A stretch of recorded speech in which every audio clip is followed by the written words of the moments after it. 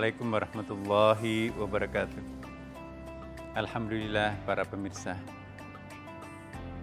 dalam menjalani kehidupan ini ada saja kesulitan, tapi di balik itu juga ada saja kemudahan. Di mana ada kesulitan, di situ ada kemudahan. Di mana ada kemudahan, biasanya ada selang-selingnya dengan kesulitan. Inilah hidup, wa tilkal ayyamu nudawiluha bainan nas. Jadi para pemirsa, topik kita hari ini adalah bertawassul. Apa yang dimaksud tawassul? Dari kata wasala atau wassala, tawassulun, meminta sesuatu melalui perantaraan. Boleh enggak?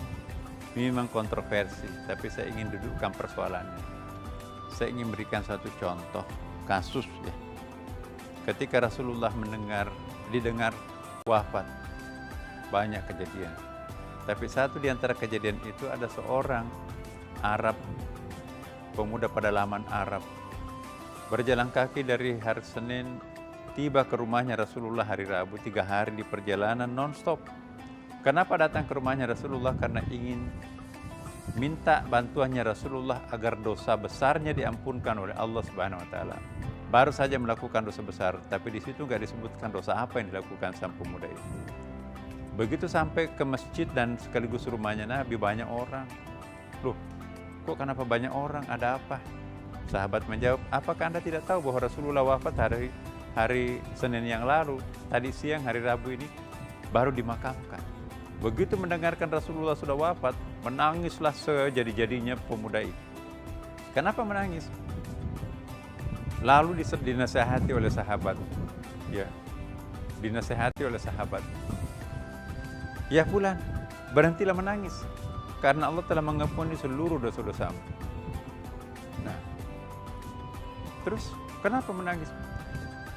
Biarkan aku menangis, karena aku baru saja melakukan dosa besar. Bagaimana mungkin Tuhan bisa memaafkan aku? Maka aku datang ke sini khusus untuk menjumpai Rasulullah agar memohonkan ampun terhadapku. Memohonkan ampun kepada Allah. Sebagaimana disampaikan di dalam satu ayat. Wa ma arsalna min rasulin illa liyuta'a bi'idznillah walau annahum idzalamu anfusahum ja'uka fastaghfirullah wastaghfara lahum rasul lawajadullaha tawwabar rahim.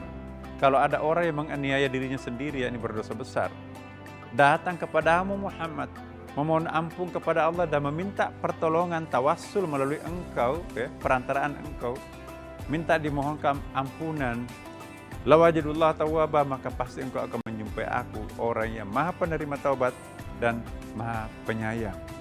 Inilah ayat ini yang membuat saya datang jauh-jauh jalan kaki dari kampung saya ke sini. Nah, Rasulullah sudah wafat. Bagaimana dong dosa besar saya? Wah, dibiarkan nangis sampai tengah malam menjelang subuh. Sahabat Nabi yang menjaga makam Nabi itu didatangi Nabi. Wahai sahabatku, sampaikanlah si fulan, suruh berhenti menangis karena Allah telah mengampuni seluruh dosa-dosanya. Nah, langsung berhenti. Kenapa?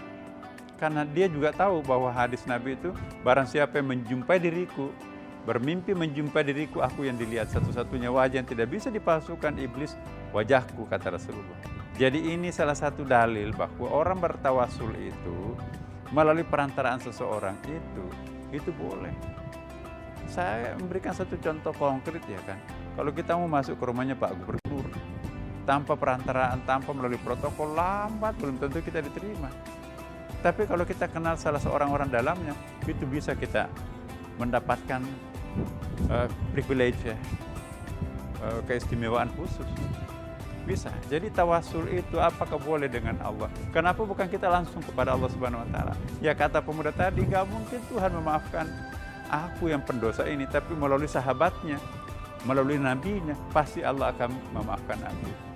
Jadi kalau kita datang bertawassul, ya Allah, saya bertawassul melalui puasa Senin Kamisan saya, salat tahajud saya.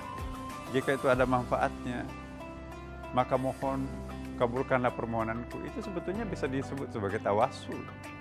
Seperti 3 pemuda yang tersesat dalam gua itu kan. Nah itu dia. Bagaimana kami bisa selamat dari gua ini? Akhirnya dia menyebutkan kebajikan-kebajikannya. Lalu pintu gua itu terbuka. Ini satu contoh. Karena itu para pemirsa, Mari kita menganggap bahwa tawasul itu proporsional. Jangan sampai salah memang. Kalau bertawasul kepada pohon, segala macam, lebih baik kita langsung kepada Allah Subhanahu wa Ta'ala. Jangan melalui perantaraan memang. Tetapi kalau kita kenal seorang ulama, seorang kiai, dan seorang yang dalam hati kita itu sangat luhur, sangat ikhlas, gak apa-apa. Paling tidak legitimasi psikologis bahwa orang itu mendampingi kita, sahabat spiritual kita. Wassalamualaikum warahmatullahi wabarakatuh.